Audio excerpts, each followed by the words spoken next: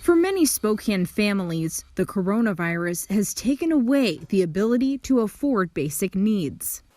You know, the longer this goes on, the more it gets tighter for everybody. The city of Spokane says the number of its utility customers who have fallen more than 2 months behind their bills has doubled since January. According to the city's data, this accounts for 1/3 of its customers. All day long, we answer our phones with people who can't pay their rent, can't pay their electric bill, can't pay their utility bill. Carol Welts is the director of community action at the nonprofit SNAP.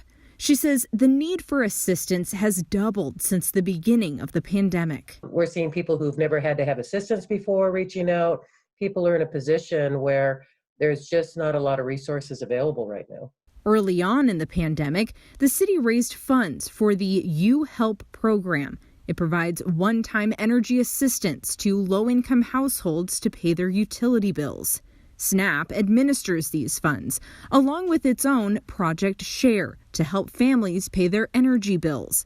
Welts says these funds are nearly depleted. I think the hardest thing is trying to give people hope when they feel like there isn't, when you can't give them a resource, when there's not something to give.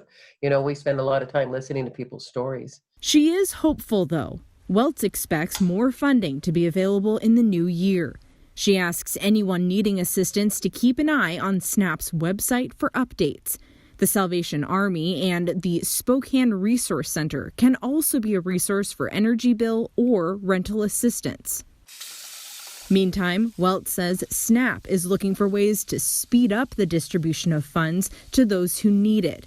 That is, once the organization receives additional funding from the government through the CARE Acts and other sources. So things are going to work out. There's going to be some resources. May not be as quick as we want. We probably have to jump some hoops we don't want to jump through, but it's going to work out. And even if your balance is stacking up, a moratorium on rent is in place until the end of January.